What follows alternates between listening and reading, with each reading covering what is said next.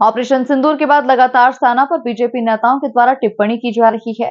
पहले विजय शाह ने विवादित बयान दिया, उसके बाद जगदीश देवड़ा पर भी सेना को लेकर टिप्पणी करने की बात सामने आई, जिसका वीडियो वायरल हुआ।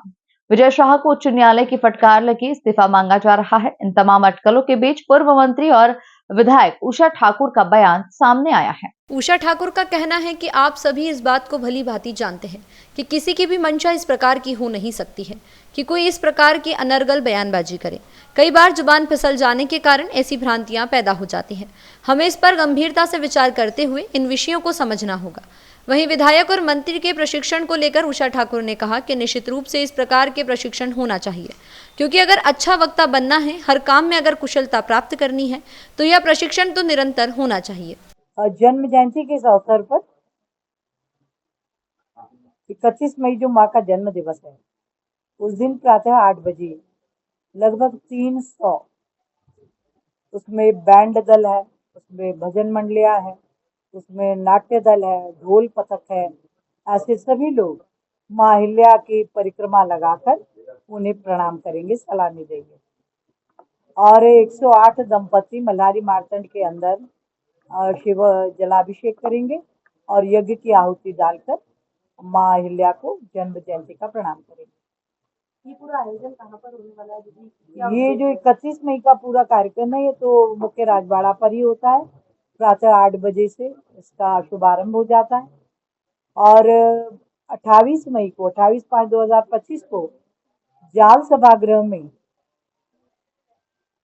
जो अहिल्या जन्मोत्सव समिति है, उसके माध्यम से विगत 8 वर्षों से हम नगर गौरव पुरस्कार समर्पित कर रहे हैं नगर के उन गणमान्य नागरिकों को जो माँ अहिल्या के किसी भी गुण को लेकर समाज परिवर्तन के लिए कुछ काम करते हैं।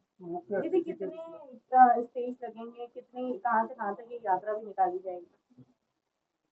ये यात्रा माँ अहिल्या राजवाड़ा की परिक्रमा देती है।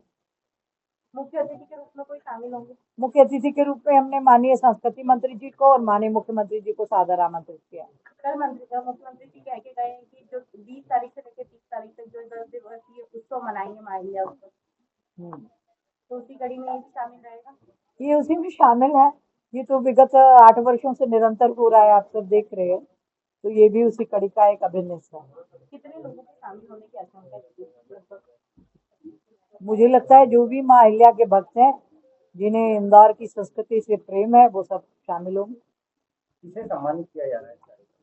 इस बार ये जो पुरस्कार है नगर गौरव उत्सव का, ये राष्ट्रकवि सत्यनारायण जी सत्तन को समर्पित किया जा रहा है। मैं निवेदन आपसे करूंगी, आज हम अहिल्या जन्मोत्सव समिति और यहीं तक सीमित रहे तो अच्छा है, विषयांतर ना हो, उसमें जो होना था हो चुका। लेकिन दीदी लगातार बयान आ रहे हैं, जगदीश देवड़ा जी का बयान आया, मध्य प्रदेश से इस तरीके के बयान जा रहे हैं। अब देखिए, आप सभी इस बात को बहुत भली भांति जानते हैं कि मंशा किसी की भी इस प्रकार की हो ही नहीं सकती कि कोई इस प्रकार के अनर्गल बयानबाजी करे। कई बार जुबान फिसल जाने के कारण ऐसी भ्रांति पैदा हो जाती है, तो हमें इस पर गंभीरता से विचार करते हुए इन विषयों को समझना होगा। संगठन ने निर्णय किया है कि इस तरीके की जो बयानबाजी होती है, कोई भी उनको ट्रेनिंग दी जानी चाहिए, तो क्या लग रहा है इस तरीके की ट्रेनिंग होना चाहिए? अच्छी बात है, निश्चित रूप से होना चाहिए, क्योंकि यदि अच्छा वक्ता बनना है तो हर काम में यदि आपको कुशलता प्राप्त करनी है तो ये प्रशिक्षण तो निरंतर होने चाहिए। मैं तो कहूँ प्रतिवर्ष होना चाहिए और विषयवार भी होना चाहिए। इस्तीफे को लेकर कांग्रेस लगातार कह रही है कि इस्तीफा नहीं ले पा रही है सरकार। कांग्रेस अपना काम करे, हमारा संगठन अपना काम करेगा। इंदौर से द नेशन टाइम की रिपोर्ट।